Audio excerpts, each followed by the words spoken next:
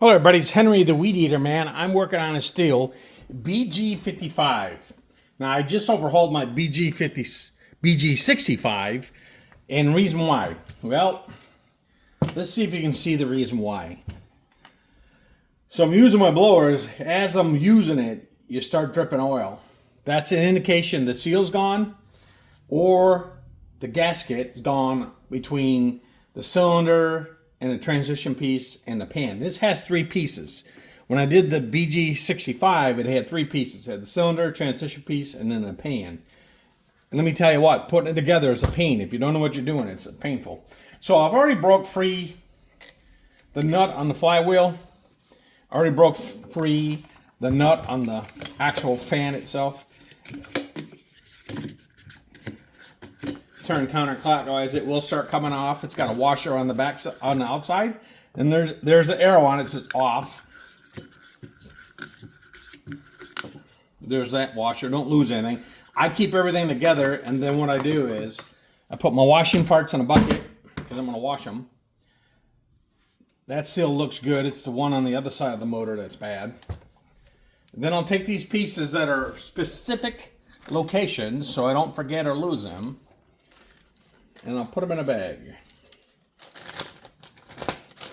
Put them in a bag. Now, to get this flywheel off, you get this tool online, real cheap, not that expensive. And I was kind of hesitant at first, and then I bought it, and I'm like, oh, let's see if it works. And I bought it a while ago, and it works. So put it all the way on, put a quarter turn back off, and then you smack it. And remember, I hadn't done this yet, so this flywheel ain't gonna come off. I ain't gonna try to pry it. Go get this tool. Husqvarna Stihl, 99% of them I think it works on. I haven't found one that hasn't worked on yet. I might run across one sooner or later, but so far not. I got my piston stop in. That was just to break the bolts free.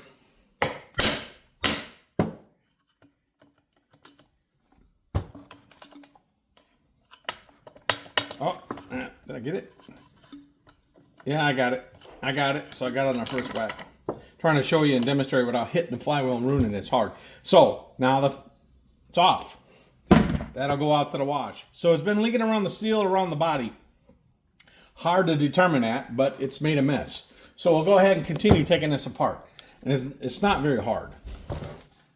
Putting it together, if you don't record things, it becomes a little pickle for you. But I've done it so many times that I don't need to anymore. I'm going to go ahead and take the oil off. Put those in your exterior bag, flywheel, then you know where they all go, see? Now, how do you set this? Well, I got a metal gauge that I use to set it. Been using for years since I ever found it. Or you can use a business card. You run around magnetic side, you put it back on loose. Once it sits against the flywheel through your card, then boom, it's going to go get washed. I'm going to take this plate off. It's just kind of a protective plate to keep junk stuff going in there. That goes in my same bag. I use everything external that has something to do with like the flywheel. And I clean them up later. I put those all in the same bag. This plate just comes right off. And it's a common some people ask me, T27. Never really pay attention. I kind of look at it now. I got it. So that plate's done. That'll go in the wash bucket. So this motor's got three pieces to it, which I hate. It's got the pan, centerpiece that holds your crank together to the pan. Then you got your cylinder. When I go to take this apart, you'll see exactly what I'm talking about. So we're just going to keep going here. I've already drained the fuel out of it. I can get the gas lines off it, I guess.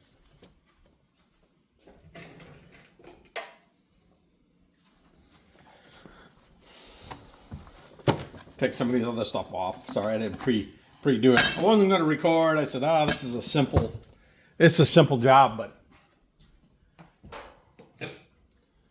who knows? I don't know how many of these are online. BGs anyways. Just try to keep your screws and stuff that in some kind of sequential order that you can remember. Like I said, I've done this so long. I got a little system down. So everything external that I'm taking off goes in this one bag because I know it's all related to the flywheel. It's all related to the blower side. I can't take the carburetor off yet. Once I do the motor, it'll slide out easier for me. I'll go ahead and move the gas line.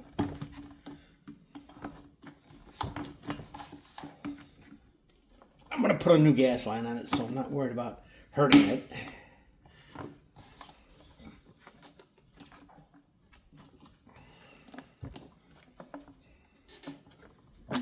There we go. Okay. Done. Now, when I do these screws, then the motor will slide right out. Just hold them against the frame. Then I can disconnect the carburetor. I'll just slide out the rod. I already took the pull start off. Look at that. So I know I had a huge issue. And it was running rough. It was dripping everywhere. I was like, all right, Henry, take time. Take your stuff apart.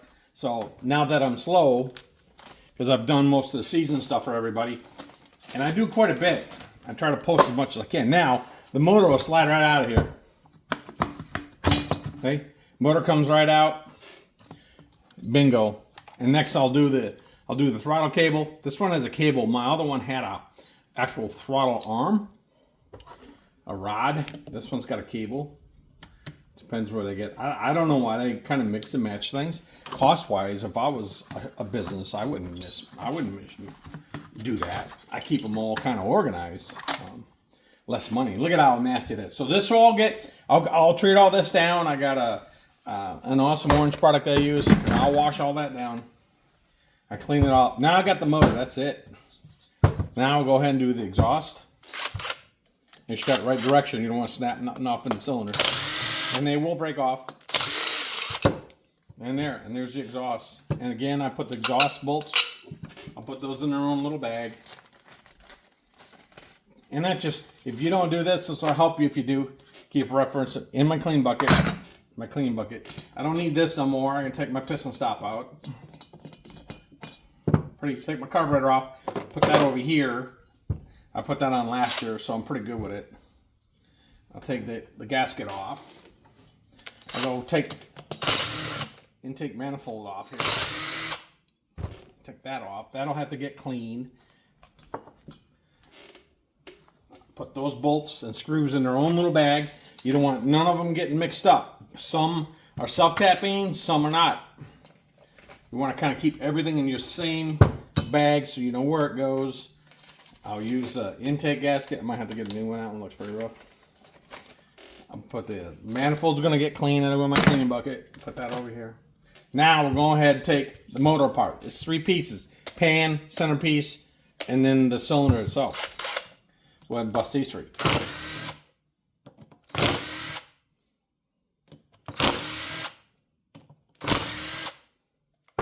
I'm not advertising for them, but I got them for Christmas and works like a champ.